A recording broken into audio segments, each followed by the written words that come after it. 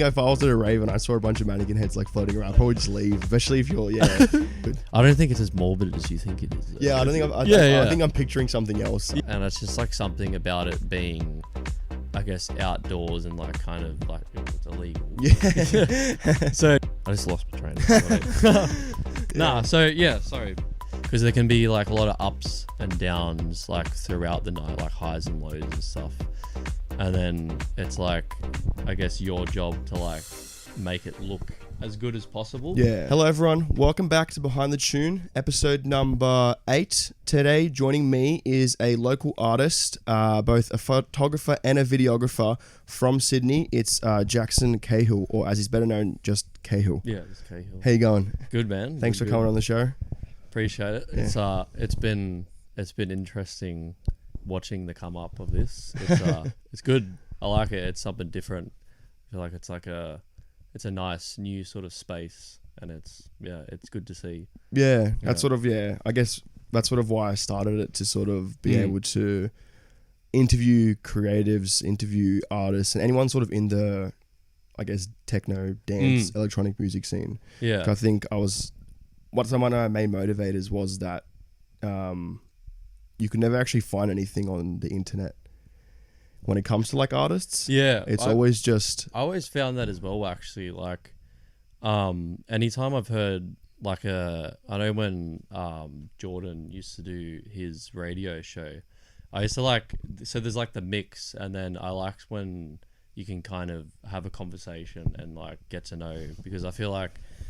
There's so many different like creative things that you can talk about, and it's interesting to hear like what someone is thinking or anything. Yeah, like I guess it's like like behind the tune. Yeah, that makes sense. Hopefully the name becomes a bit household. Yeah, sooner rather than later. Yeah. But it's always weird hearing the name, because you always think like, oh, it's such a weird name, but eventually it'll probably catch on. Yeah, well, it makes sense because that's like exactly what it is. Yeah, literally. Yeah, exactly. Yeah. So let's start talking about you a bit more. Yeah, because the podcast is about the artist, not about me. But yeah, that's all right. Sort of, obviously, we were just talking earlier. You've sort of, I guess, not fully transitioned, but you're sort of more into the photography, videography, catching the actual behind the scenes of like raves and that sort of stuff. Yeah. Where did that sort of passion for photography and videography sort of start? You were saying it was a bit like when you were like in your early teens. Yeah. But where did it actually start? As in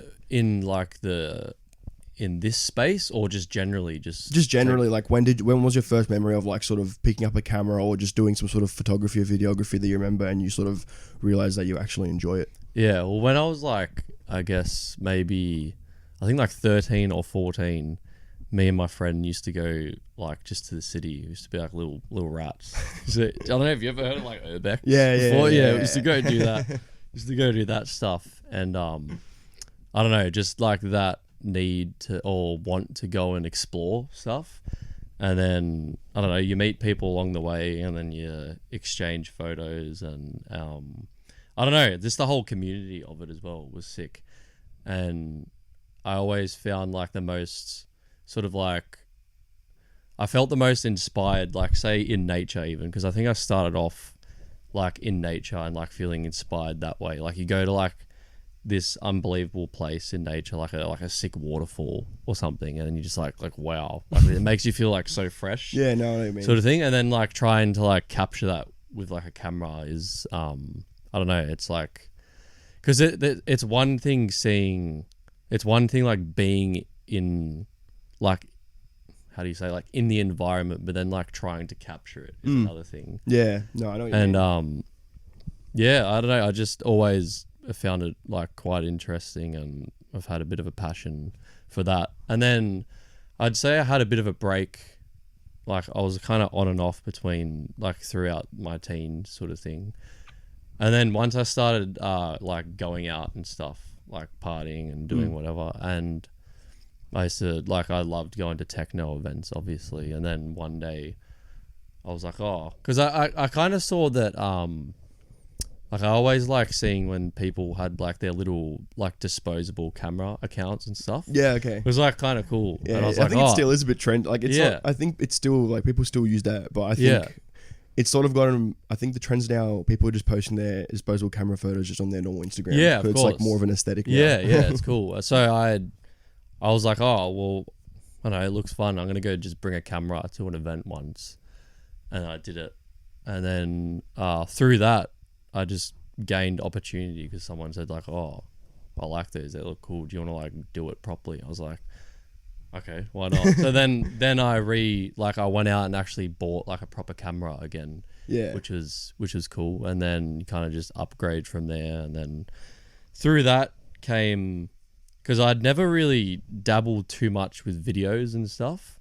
So like at the moment, that's like kind of what I want to get, you know, a bit more into, is just that side of it. Because I don't know, like seeing, I don't know if you've seen like there's like that sort of techno style with videography at the moment where it's quite like, I don't know, like trying like to capture. flashy? Yeah. I know Steve does it pretty well. Oh. Yeah, with Black Noir. Like Yeah. He does it really well. No, I think like explain it a bit more. Like, what do you mean by? So it's like when you have in your, like, you can record something and it can be quite boring at times if you just got like, if you're just holding a camera, but then like trying to make anything look interesting. Like, for example, even like we try to make this cup of water, like you got to try and make it look interesting. You got to get different angles and like zoom in, zoom out, and like trying to get that in like in a nightclub environment. Like it's fun sort of thing. There's a lot of I guess thought that can go into it and how you got to do it, because it can be quite easy to just keep it stable and you know, it's not so interesting. So that's like kind of what I'm trying to learn a bit more about. Yeah, and is that stuff done like in the moment, or is it done like post, like when you're like editing it? Is it a bit of both? Bit of both. Yeah, so you can go in with like with an idea of what you want to do and experiment a bit, which is the good thing about like having, I guess, yeah, like when you have like a digital camera, you can just take as many videos as you want, and you can, you know, make mistakes heaps of times, and then you get the shot that you like, and there is like a lot of editing and stuff behind it, and then there's like also like making after movies and stuff, like editing videos to like line up with music, and yeah, it's cool. Yeah. When you sort of gone back a bit, back to your like, you know, your early days, what sort of camera did you have back then? In like when I used to take, just like nature, the nature photos. Yeah, I had, what did I start off with? I bought one of my friends, I think it was a Canon 600 1200D. I think it was something like that. It's like a DSLR. Yeah, DSLR. Yeah, that's right. Yeah. So I used that for ages, and that was it got the job done. And then I think once you get a camera, then it's sort of, you need to get like the lens that goes with it, because it's all well and good to have your camera, but then you need like I feel like the quality comes through the lenses and stuff. Yeah. And transitioning actually into like a darker scene, it's so much different. Like, I was going to ask that. Like, what's the difference? Like, because obviously shooting nature, a lot of the times there's a lot of natural light there. But then you go to like a rave and stuff, it's like just dark. And then just like flashing lights everywhere. So like, how have you been able to, obviously like you've shot nature, like it's a bit earlier, but how have you been able to adapt to that sort of very dark setting, and then being able to capture those photos, and not also being like distracting? Because I imagine like if there's just so much flashing from a camera and you're like raving, or if you're partying or something, it'd be very annoying. So sort of how do you like balance that, getting the good shot but also not being too, I guess, annoying to the people that are there? Oh, that's hard actually. Like especially it's kind of different, but I know because often when I'm like taking photos and stuff, I'll bring like my digital camera, which is more like the darker sort of style. And that's where you can be like, I find myself personally to be like really creative in that environment. But then like last night, for example, I was taking photos for an event, and it's kind of awkward sometimes because you have your camera, but I was using like a flash, like with a film, because I like bring both sometimes. Yeah. And then like some people like kind of hide, but you're like, oh yeah, like you kind of got to have that etiquette I guess. Anyway, back to what you originally Yeah, asked. no, keep going. Like that's Yeah, what, yeah. what I was asking. Like, Yeah. how do people react to that? Because I feel like I don't know when I used to go out to like R&B clubs, the photographers would be a lot more in your face. But I feel like at raves you don't really see it that often, or like they're very hidden. Yeah. So like, do you sort of make your presence known, or are you sort of just I think hiding? it depends sometimes. Like I've definitely I like to, particularly with events that I'll go to, like I want to really be involved with it, sort of thing, like pick up like what the vibe actually is, sort of thing. Because if you just, I guess if you hire someone to just take the photos, then it can be a bit like that. So, I don't know, each to your own, but it's like you can be a bit more in your face and stuff. But I guess it's kind of, it's cool to be like kind of hidden in there, and then you're capturing like what's actually happening, sort of thing, rather than, because another thing that happens a lot to people, like they see you have a camera, like do these ones, be like, oh no, like I want to get you like in the zone, moment, sort of thing. yeah. Because that's like, it's like a raw emotion, Yeah. sort of thing. But do you still like taking those photos of people that actually like pose? To be honest, not really. Oh, really? Like anytime someone like asks, they'll like pose or something, you just be like, no, like I'll just be like, no, keep dancing. Like you look cool dancing. Like Yeah. I want to get you in that sort of form, because it's Yeah. like what it's actually about. But that it's a different thing. And in terms of like the dark thing, it's all about I don't know, it at first I found it quite hard to like adjust to that, like to taking photos in the dark, because it can be like quite, it's quite tough. Yeah, because yeah. it's definitely all based around like lighting, and then there's only so much artificial light you can like, you know, create with a camera. So then you just got to get like a bunch, like heaps of photos, and then you'll find one that's like, okay, this lighting works. Yeah. Yeah. So you sort of like, I guess, do you time it with the lighting of the actual Yeah, show?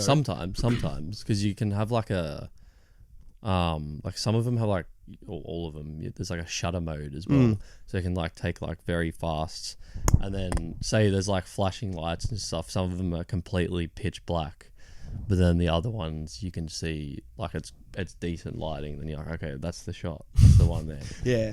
Sort of, I guess, sort of touching on what's like your favorite part of actually like being and like taking videos and stuff. So when you take videos, do you take videos of the DJs, or are you more of like in the crowd sort of?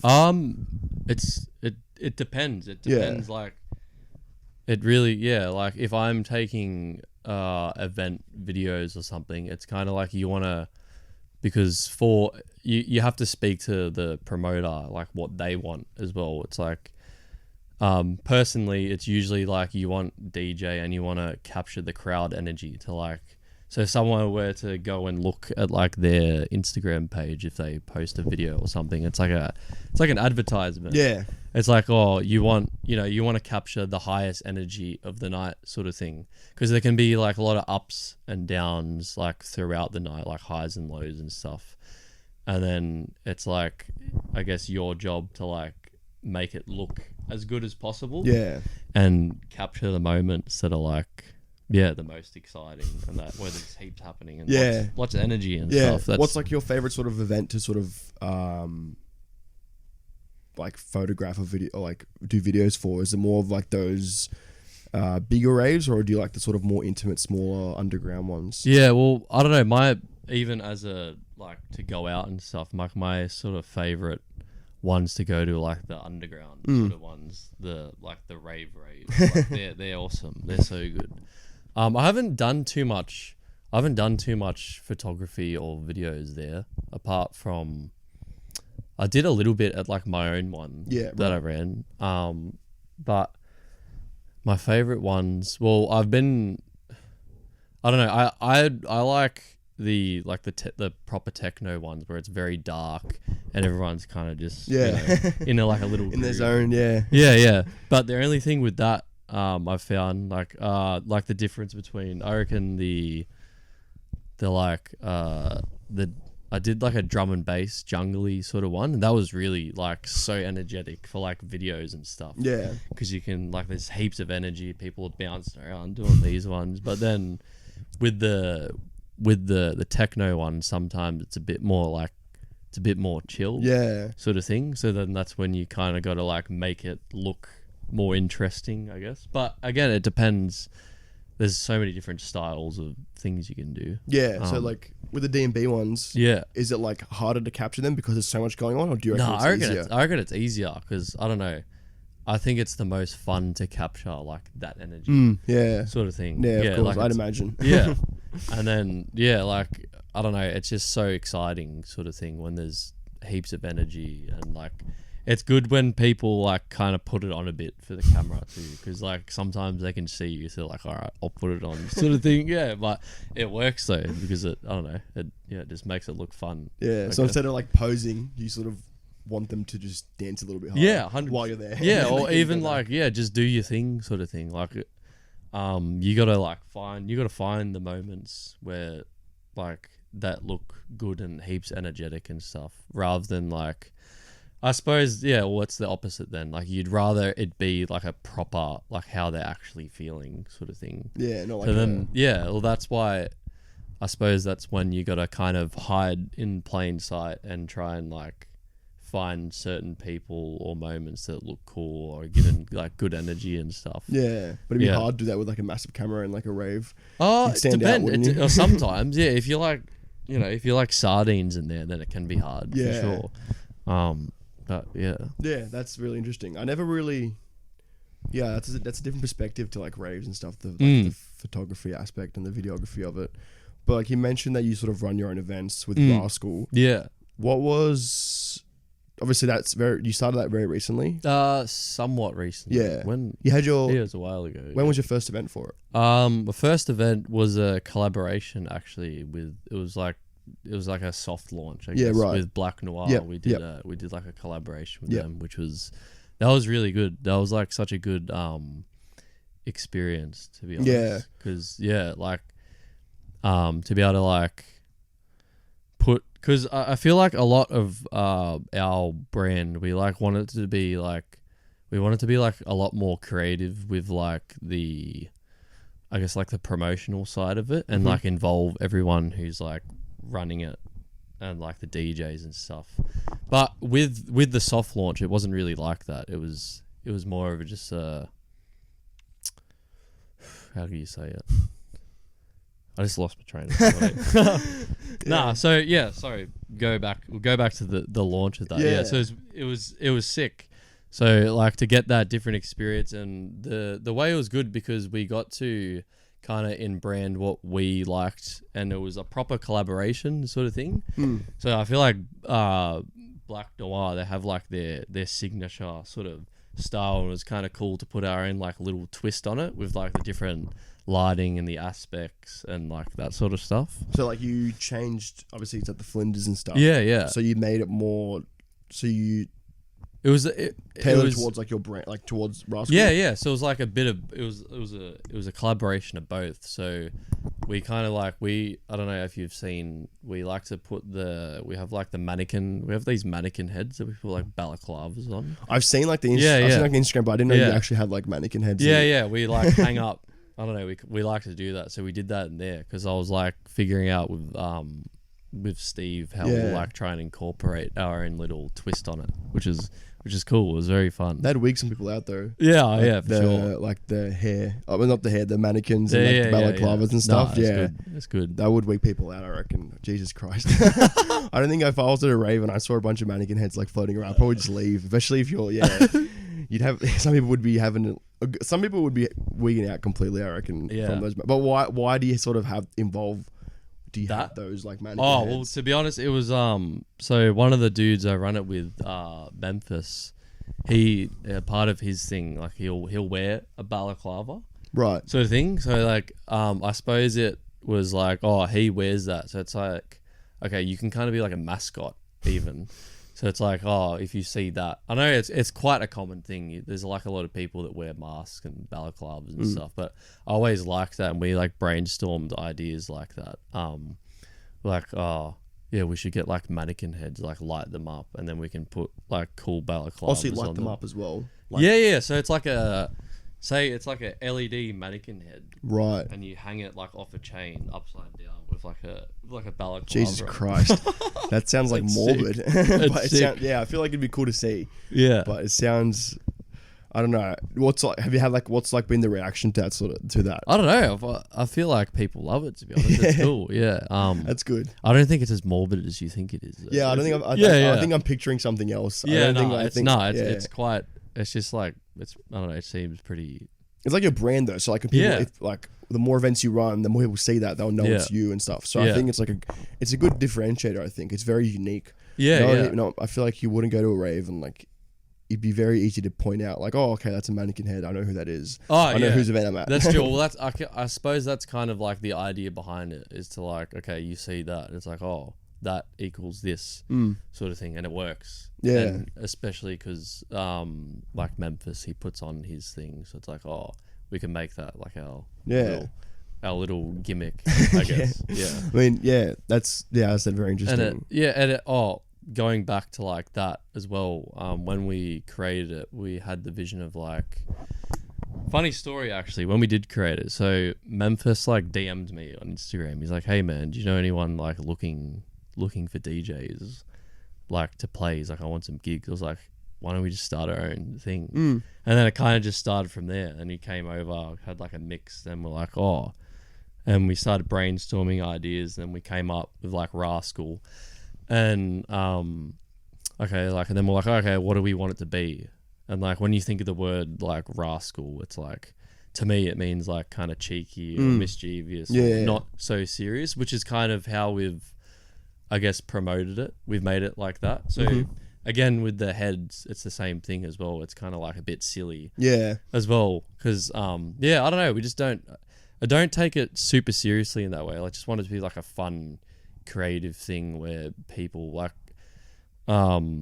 anytime anyone comes, they want it to be like that sort of environment. Because I feel like especially with some techno, it can be quite, I feel like it can be quite like serious, right, sort of thing, like when you're in a environment and there's just like that constant like serious techno sound, which is sick. Like it's awesome to get lost in. I don't know, we just wanted to have like our own little silly twist on it that gets, I feel like it makes people, I don't know, it makes them give like a different energy sort of thing, which kind of is like what we wanted to do, like get that like Rascal energy. Yeah, no, it's actually a good way to look at it. Yeah. Because you obviously had that underground, that like secret location rave. Yeah. How was that? How was like running a rave with like in a secret location? That's so fun, because like since I've gone out, like, and I think because I only found out about those like during like lockdowns. Like there was a few people, I can't really remember, because back then I wasn't too involved with what was happening. I was kind of just going to have fun sort of thing. And then like since I went to one, then I was like, oh, this is so cool, because it's like there's so much like freedom with it, and it's just like something about it being, I guess, outdoors and like kind of like it's illegal. So it just like adds like a extra aspect of fun. It's like a little bit risky. And people are a bit more loose. And then so we always had that idea like, oh, we want to do one of those, like, because that looks so fun. And the like funnest times I've had going out, I've been going to some of those things.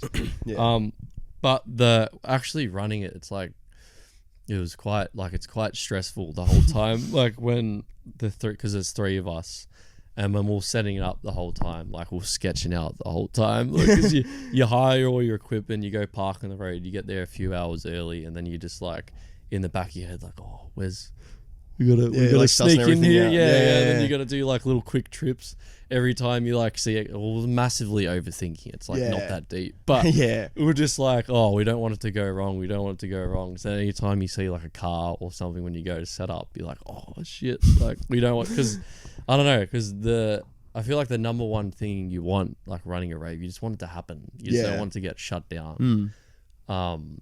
So we like ran that, and it was like so fun. Like once we got it all set up and stuff how we wanted it, everything was working. It was like, it went like really smoothly, and like it looks like people had a like a sick time. How many people did you have at that rave?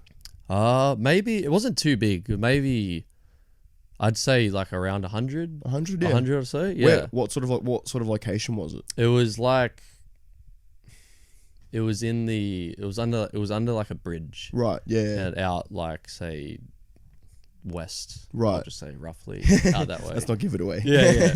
One of the OG spots. It was Right. actually one of the first places I went to. So it was like it held a deep. Oh, so it's like a well-known spot. Yeah, for like yeah, that sort of events. Yeah. Oh, interesting. I mean, but I don't know. The thing is now I feel like it sucks now because they all get shut down, which is unfortunate. Yeah. But I feel like they kind of go through stages like that though, where there's like heaps of people that rinse all the spots, myself included, like go to all of them, and then it gets caught on, sort of thing, and then the police come. Like I don't even know how they know, but like it must be like they must like follow like pages, Social or, media, buy a ticket themselves. for sure. And Yeah, I don't know, but I don't know, but who knows? I don't know how they know, or they just maybe once they get told, then it becomes like a known thing to like the local police or something. Have you been to one that's been shut down?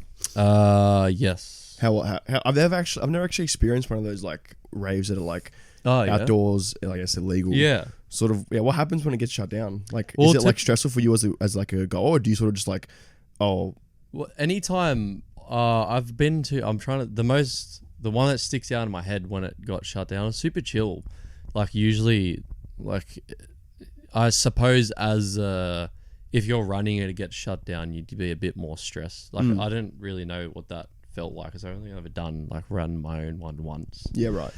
But I can imagine it being like shut down when you're running. It can be quite stressful because you're just thinking about like, because it depends like what sort of person The copies. the copies. Yeah. Because there's times I have seen them shut down. They're like, oh, like even one time, like one of them got shut down, and the police are like, oh, this looks sick. Like, sort of really? thing. They're like almost like apologize, like, oh, this looks really cool, but like, unfortunately, you're not like allowed to do that sort of thing. Yeah. It's like kind of their duty. So that was interesting.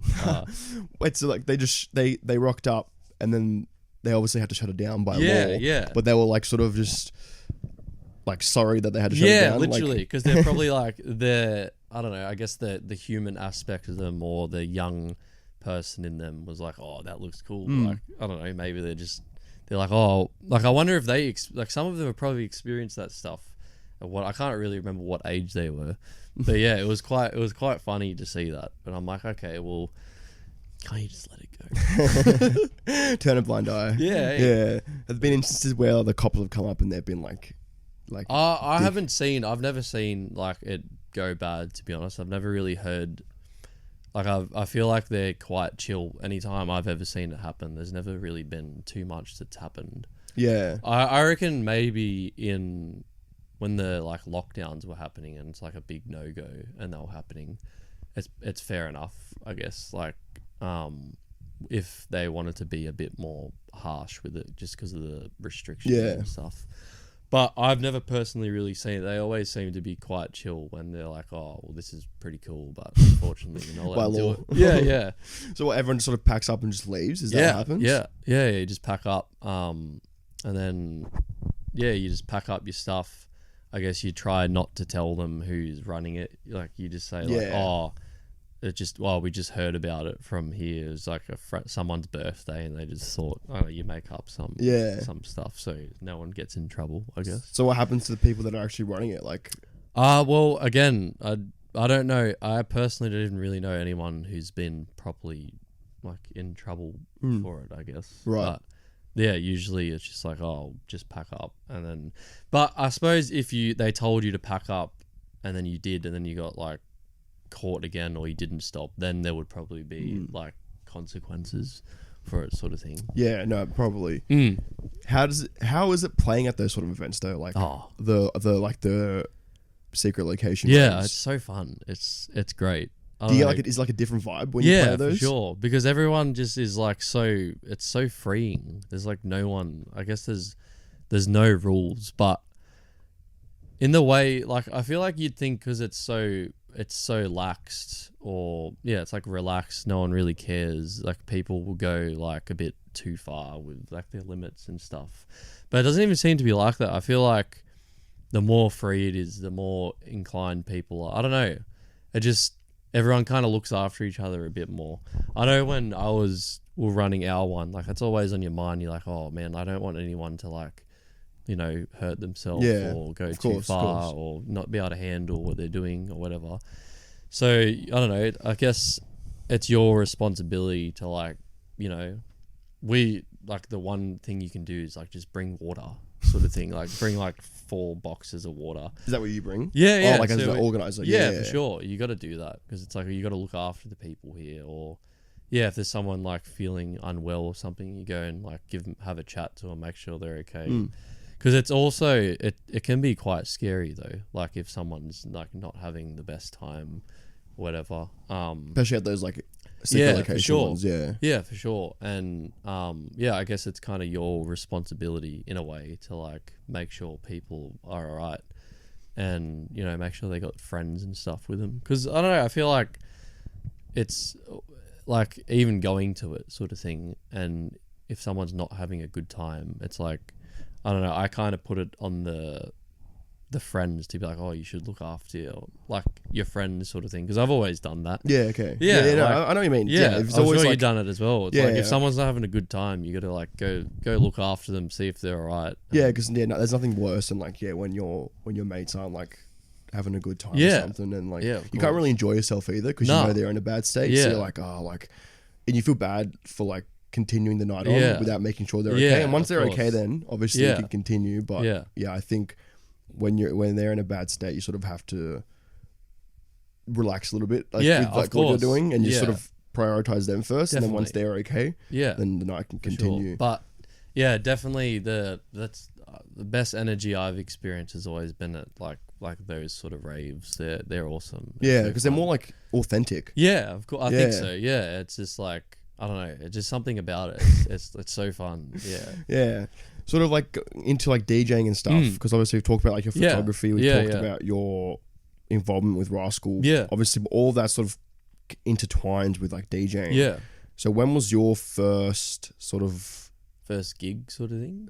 Or when was like your first interaction with like that sort of music, with like techno and like the music that you sort of play and sort of love at the moment? Yeah. So just like I guess going out through like, I don't know, year 12 in high school sort of thing, like we were talking about before, like I used to go to like sort of the mainstream sort of clubs, like the R&B. Everyone sort of starts there. yeah, like that sort of stuff. And I would always be, I don't know, because I always kind of liked, like I guess I started off liking like tech house and stuff, and I'd try and encourage like my friends to like go to those sorts of events, and I'd like love them. They were so sick. So I'd always find myself like trying to look for those sorts of things, because I feel like it's like a if you know sort of thing. Like once you find a few cool events, you find like a few different pages on Instagram that you go and find those, and then really just I eventually found like one of the first like techno parties I went to was what was it called? Berlin Underground.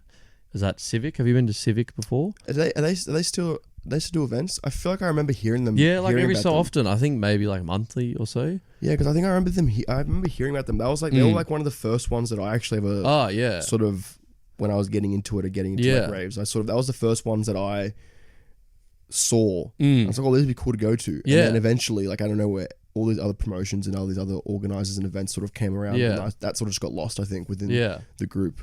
So like that was your first one you went to? Yeah. So I went to that, and I like found myself like really connecting with the music and stuff. I was like, oh, this is like just being able to, I don't know, I feel like going out, at least at the like start, it's all about like, I don't know, when you get into like a groove and you just start dancing, you just go. Like, that's what I love about like techno. I guess you can just get into a little rhythm and just like kind of get lost in it without feeling. And I feel like with those events, you kind of, I don't know, you don't really feel too judged.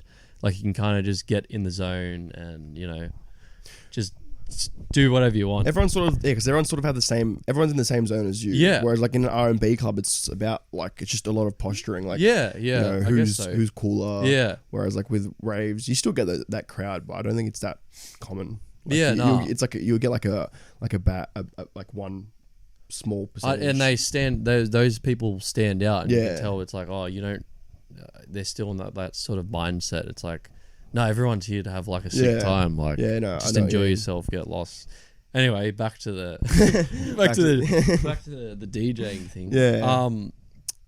Yeah. So I started going to those. I started loving it. I was like, oh, like this would be like it looks really fun to like actually play, and I guess like kind of create that energy for the crowd. It was like, oh, I was always kind of curious as to like what was happening with decks and stuff. I didn't really think anything of it or want to even do it for like a little bit, and then one time actually my brother, he bought like a little pair of decks Oh really? at his house, like just a little, I think DDJ 400, like his little controller Right. Yeah. thing, and he used to like play that when he'd have like mates and stuff come over. And then one night I like tried to do it myself and didn't have any idea what I was doing. And then How wait, is he trying to think. older or younger? yeah, he's a bit older than me. He's older, Yeah, yeah. he's a little bit older than me. Yeah. So yeah, I guess he used to do it as a bit of fun, and I was like, oh, that looks like really fun to do. I don't really remember between that and like actually getting into it properly. All I remember is I think it was for Christmas one time. I was like, oh, I want to get back into something musical again, because when I was young, I used to like play the drums. So I was Okay. like, Yeah. I was like kind of missing, I don't know, like having that some sort of musical thing Like a in your creative life. outlet, music it's outlet. fun. Yeah. Yeah, I was like, okay, I'm gonna get a bass guitar or a set of decks, and I ended up That's getting. two very opposite. I know. Acoustic versus electronic. Yeah, I know. I was like, I want to get something. Like, I wanted to learn something, and I was like, all right, well, I'll just get a set of decks and just have a go. And then, yeah, once I got that, I don't know, it was so fun. Like, it was heaps fun. Like trying to learn. I think the funnest part about learning anything is like the very beginning, because it's like each time you do it, it's brand new. So you're like learning something new every single time you're playing.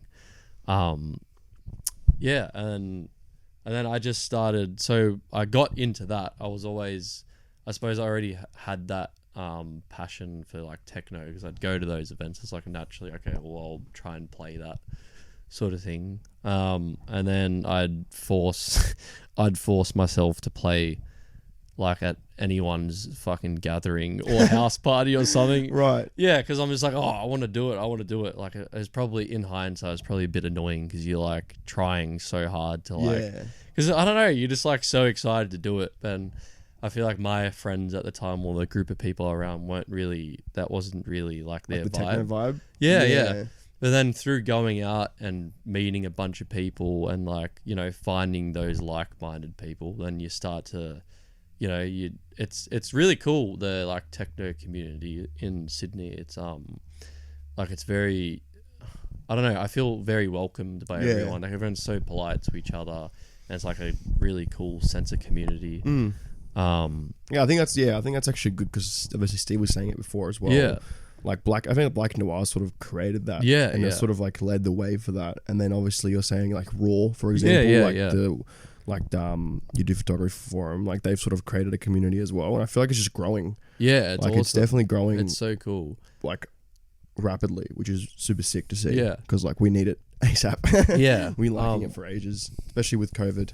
Yeah, I know. Hey. So you sort of started, obviously you started playing like your gatherings, and obviously that vibe wasn't there. Yeah, not really, because like it was, I remember listening to Jordan saying it too. He's like, he would play, but it wouldn't be anything that he wanted to play, sort of thing. So you kind of got to like cater to people who were there, or then you throw in a couple things.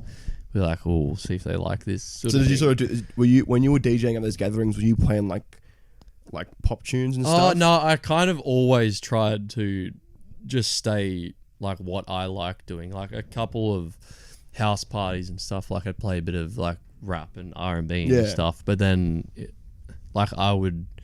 I tried to always not do that sort of thing. I'd be like, all right, well, if you don't like it, then it's like, all right, well, I won't, it's obviously not for me, sort of thing. So then I'm like, okay, well, how do I go and play like what I actually want to play? And then I had like I guess I had an opportunity through a mutual and that ran like an event. And they used to play. So I went and practiced with them for a bit. And then they're like, oh, do you want to have a gig sort of thing? Like a techno gig? Yeah. Oh, like cool, a techno sick. gig. Yeah. So that was when was that? Either 2019 or 20. I can't really remember. It was somewhere around then. What sort of gig was it? Like, was it a major gig or was it like sort of just like... Oh, like a little small one. It was at the Burdekin. I don't know if you've ever been upstairs there. It's like it was a techno gig. Yeah. So it was really cool. And I don't know, it's something about like the first thing, you take it so seriously. It's so crazy. Like compared like not to dancing, serious face, like just fully focused. No, just like, because getting the opportunity to have the gig and it's like, oh shit. Now I have to like try and figure out how do they do this? How do the DJs like put together like a set and stuff? I spent like ages, like probably weeks, like trying to put together like something, which is completely different to how I do anything now. It's like then I would like set like when you can set cue points and stuff in the songs. It's like, okay, I'm gonna have this song here, then the next song, then the next song, and I'm gonna transition here and here, and it's just so complicated. It's just like it's too much work. Yeah, it is. So yeah, I prepared for that gig, and then I bombed terribly. Like, oh really? Yeah. I think the decks like completely cut out to like no noise, maybe twice. Wait, like you did? Like when I was playing, it was like you did it by accident? Or No. like the actual decks I think themselves? no. It was my fault. So so like if you load in a track, while like the other, like you load the track in on the same side. So I think I did that twice during my set. Shit. But I still had like a heaps good time. Like it wasn't even that. Like, I don't know. I just like over prepared, which like now I've learned. Stress yourself out. Yeah. And then also transitioning to like the next person, like I pulled out my USB straight away, and then again, just no noise. Yeah. That sounds like, oh Jesus Christ. Like, yeah, because I was talking to Christian like Barbuda, and he was saying it's just all muscle memory. So like, I'd imagine like playing your first gig, you'd have no training. Like I feel like you have no idea. The more you play, the sort of more you sort of just like naturally just load tracks. I've done it so many times, just like playing with myself, like with the decks that I have at home, just like on the laptop. I've like accidentally loaded in a track onto the one that's playing. Yeah. And then I've like accidentally like lowered the track that's actually and it's just like been a mess, but at least luckily I haven't been in front of a crowd. Yeah. What was like the crowd's reaction to doing that? I don't actually really remember. I was kind of like, I don't actually really remember, because like now I look back on it, it's just like a learning experience. Yeah, I'd imagine. Because I'm like, I haven't ever done that since sort of thing. Because like I feel like anyone I've spoken to, like everyone's got a moment like that sort of thing. Of course. It's like, you're not perfect. Like where no some shit like that happens. And then so I did that, and then I did another one for that place, and then I was like, okay, I can't. Then the whole lockdown and stuff happened, and then I guess I became a bit of a bedroom DJ. Made a bunch of mixes, put out heaps of mixes, and I was like kind of chasing it hard. Yeah. To like, try and go get some gigs and put myself out there. So, which is really like it's really fun, because it's each time. I don't know, if I go look at my SoundCloud now, I'm happy I've kept up like everything, because like from my very first gig, I've got like a recorded set. It was like afterwards, like I re-recorded it sort of thing. But it's really interesting to like, because I feel like a lot of people, especially in, I don't know, I've spoke like with a few like people who produce, and that they're kind of a bit scared to put their stuff out there. Oh, I've been making music for this long, but I don't have anything released. In my brain, it's so much different, because I'm like, I guess I don't take myself as seriously in that way though. Like I'd rather just put it out there, and then whatever the reaction is, like who cares? It's like you can go back and look at it as like a learning point. So it's like I'll go back and listen to an old mix of mine now, and it's like, it's cool, because they're like, oh, this is where I was at this point in my life, and it's cool to be like, oh, this is what music I liked then, or that was a bit rusty, like that sounded a bit crap.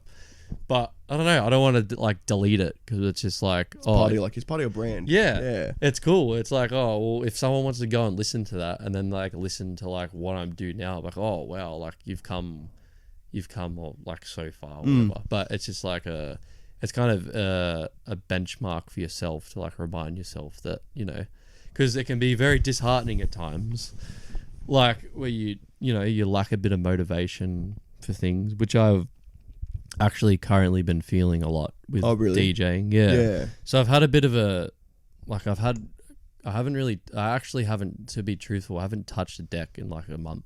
Oh, wow. Or two, because I had, my last gig was like my number one goal for the longest time. I wanted to play like at Raw. Mm-hmm. Like I really wanted to, and I got like such a sick opportunity. I got to like support Charlie Sparks, which was really so you're in that event as well. Yeah. So I got to do that, and I was like, that was my number one goal for so long. Like I just want to play there because like I'd been going to that party for so long, and I just like really loved what it was about.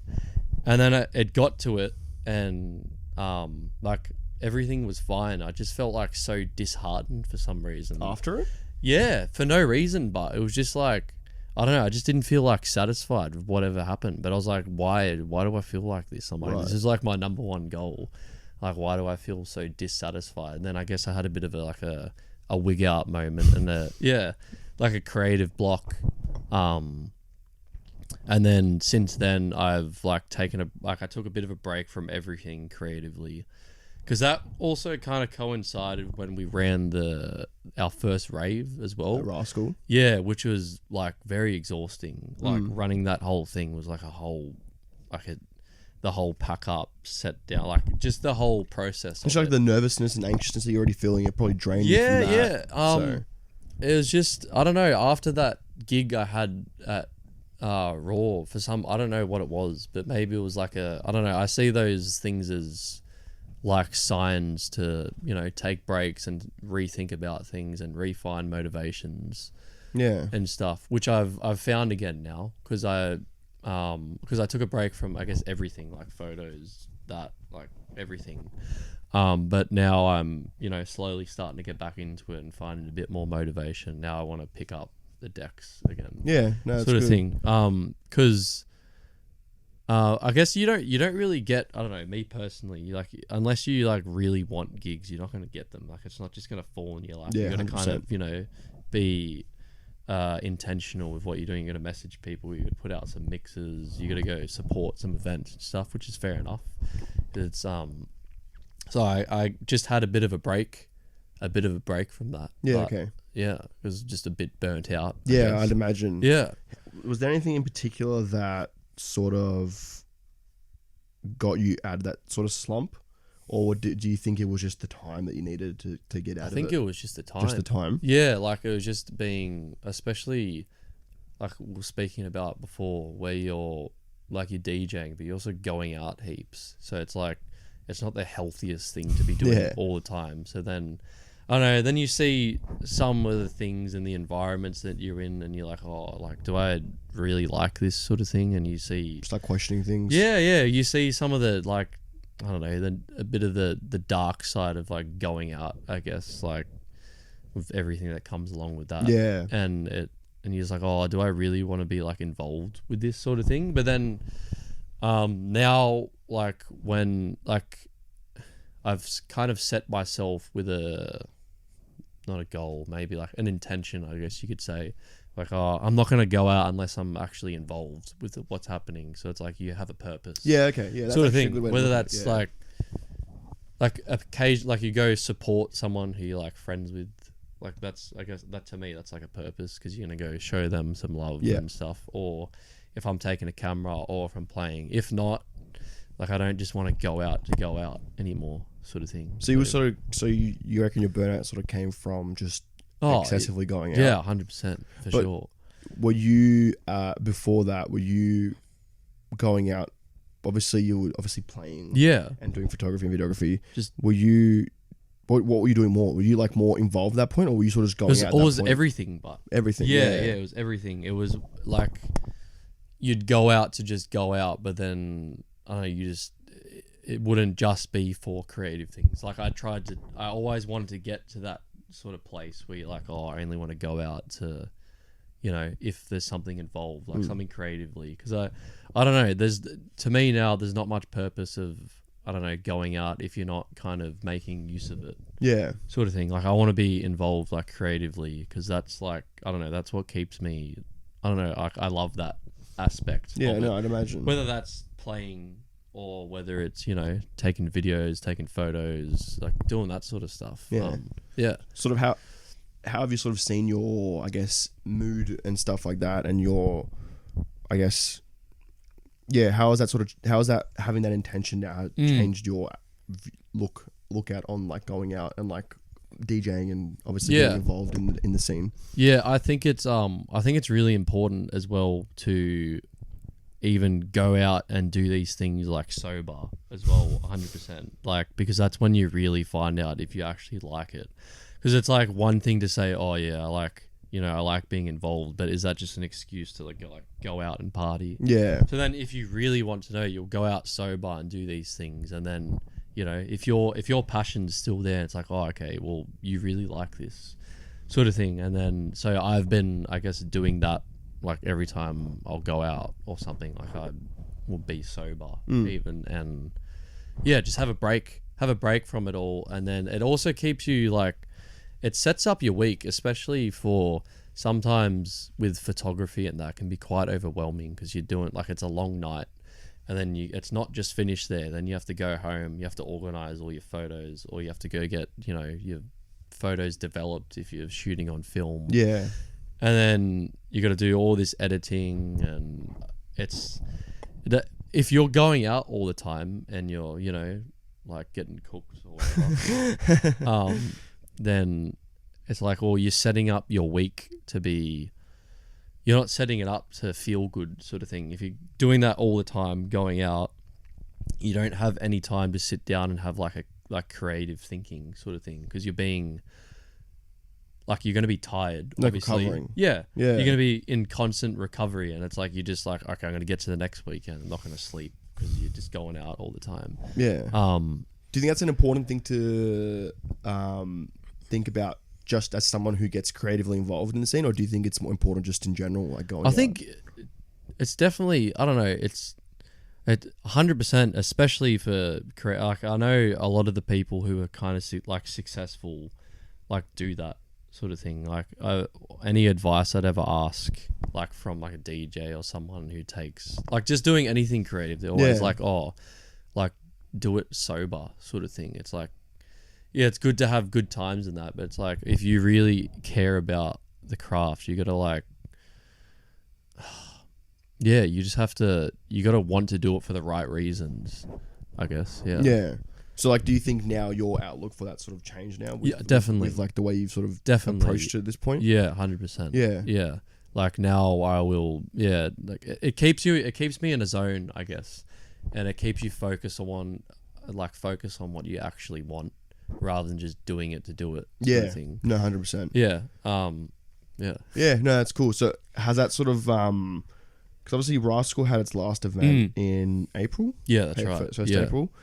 What's like sort of, obviously, I think since April to now, you've sort of had your little... Yeah, definitely. We've had our break, yeah. So how have you sort of been able to recoup and sort of now focus on what's next for like Rascal? Because... Well, we're in the process of getting into our like next event sort of thing, but we're in a bit of a tricky situation now because of, I don't know, we kind of liked that sort of rave route, but now it's kind of not, it's too risky. Like it's a bit, you shouldn't, I don't know, like it seems like every party I see now that does that, it kind of gets shut down or something. So you gotta, bit of a sidebar, but it's like, we don't just want to run an event to run it. Like we want to have like an intention behind it, because I know with like our brand especially, like I don't know, I think it looks everything we've done is like super like silly and creative and stuff with the rollouts and stuff. So it's like we want to have a proper opportunity when it comes to us, like when we actually have an intention about what we want to do, not just like respect the people who like run weekly events, because that has its place for sure. But I guess ours wants to be like a bit different, like a bit more creative side of it sort of thing. And excuse me.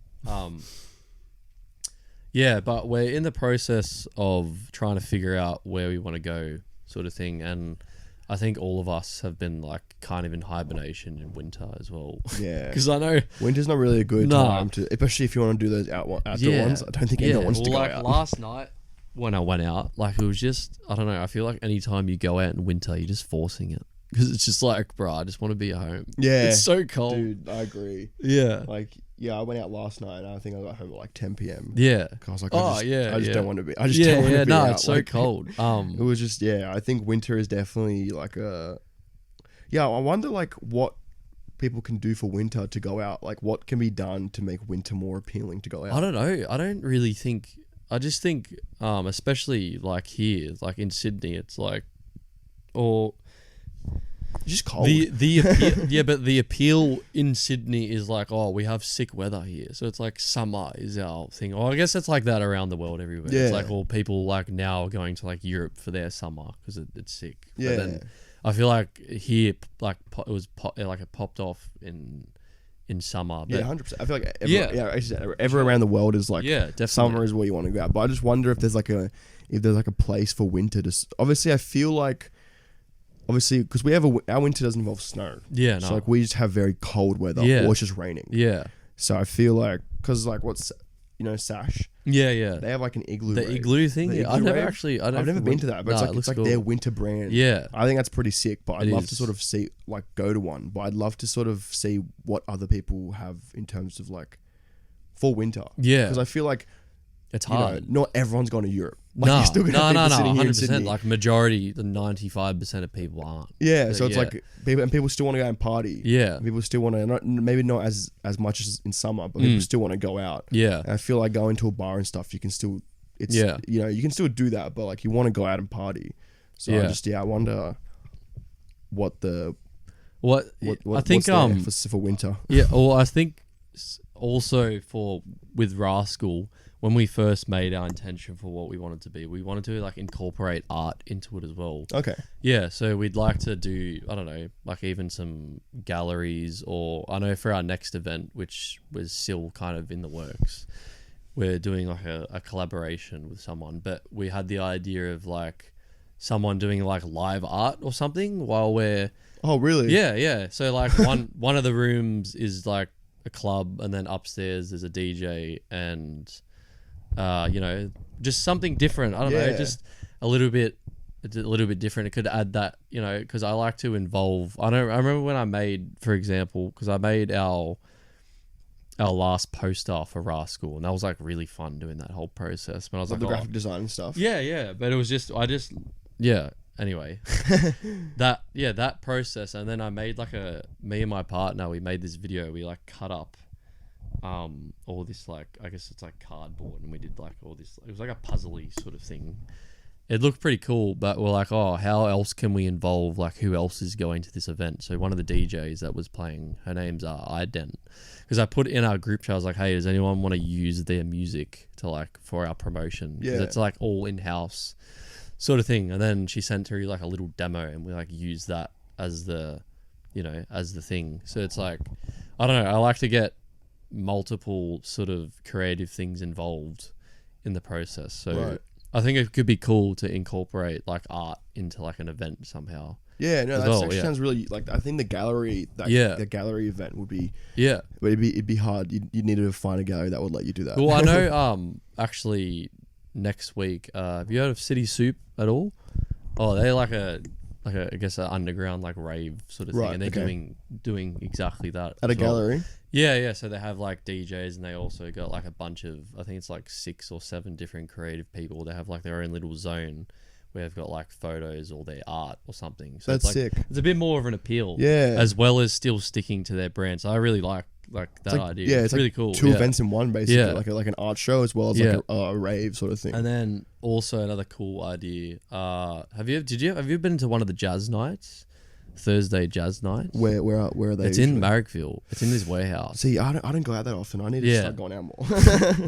Well, even that, like, it's a Thursday thing, but they always, like, it's so cool. Just the whole environment, the warehouse. Is it actually jazz? Yeah. I thought it was like, so they get like a code name for like a rave. No, it's properly jazz. Like, it's mad.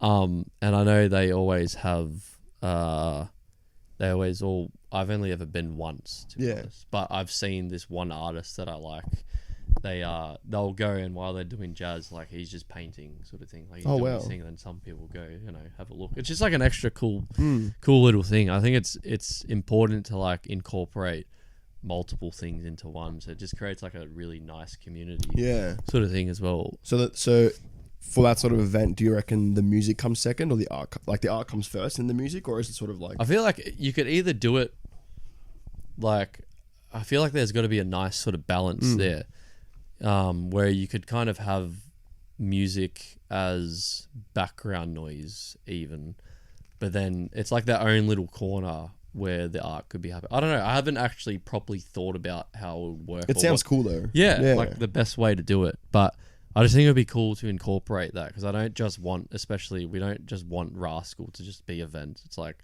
we want to venture into other creative spaces sort of thing, which is also why we're not in a rush to like, I don't know, because it feels like I get a bit anxious sometimes when you think about, oh shit, we haven't had an event in like 3 months or something. But it's like, okay, but I know the next one will be sick because it's going to be well thought out. There's going to be a proper intention. Not rushed. Yeah. No, it's probably, it's a good way to put. And once obviously you develop your brand, and once you know what your purpose is and stuff, I feel like you can start rolling out frequent events. Yeah, I think I felt like that pilot aspect and that period of time where you sort of. But then there's also, I don't know. It depends if you want to do it like full time, like a Black Noir does. It's like a weekly thing, but it's a business.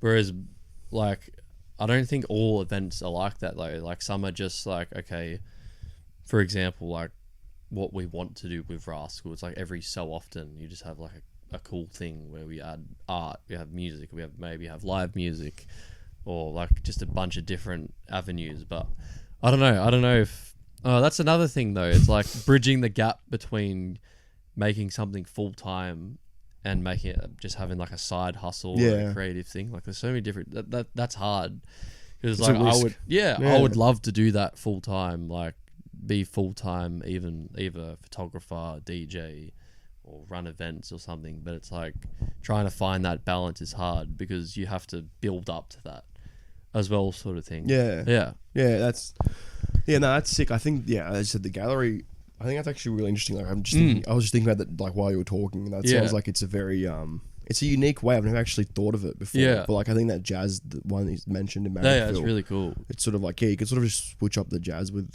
techno. It's also interesting to see, because I know a lot of people like in like this scene like will go to that sort of thing. So it's pretty cool. It's like, and I don't know, I really enjoyed that because it was like very fresh, because it was like, oh wow, like I didn't realize how like energetic that sort of music is, because I just had never really thought about jazz sort of thing. And then I went to that, I was like, oh, this is awesome. Like I was completely sober as well, and I was just like sitting there in awe about, like, I don't know, because music makes you feel like that. I feel like it opens another part of your brain. So like when you're looking at art, you're sort of interpreting it a lot different than you would if there was like nothing 100%. In the background. I think that's a good way. Like I feel like the art would sort of, not the art, sorry, the music would like amplify the art. 100%. And like vice versa. That's cool. And like seeing, I don't know if you like people watching, but I like people watching sometimes. Like if I'm just sitting down, there's like something awesome happening, everyone's having a mad time, like it's so contagious. I know what you mean. It's like you're like, is anyone else watching this? So if I think creating that, like a vibe like that, is really cool to, like, I don't know, not just have DJs and stuff, like, incorporate multiple things into one. No, that actually sounds really interesting. That's like really cool, I think. And that's like what you're planning to do that. I think so. That was originally what we wanted to do, but we just don't know specifically how to do it, sort of thing, yet. So it will be a learning process. When do you think you'll like roll that out?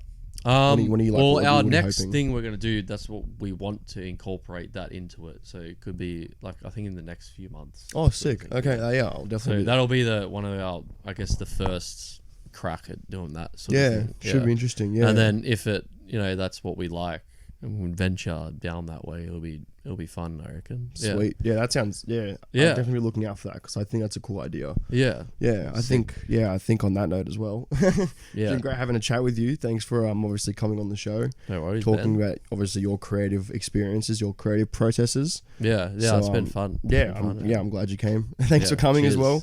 But you know, if you guys obviously enjoyed the episode, make sure you like, comment, subscribe, share around with everyone. You know, helps a lot to the show. Make sure you follow Jackson at Cahill. Is it .aus. .aus Yes. at Cahill.aus. Yeah, follow him. Or Rascal Presents as well. That's our other page. Is it at Rascal Presents? At Rascal Presents. At Rascal Presents. Yeah, Make sure you follow them because they just mentioned they're doing some sort of some sick gig Yeah, coming yeah. up with art and techno, so that'll be cool to see. But you know, besides that, I hope everyone has a great week, great day, great night, and you know, I'll see you at the next episode. Thank you guys. Thank you.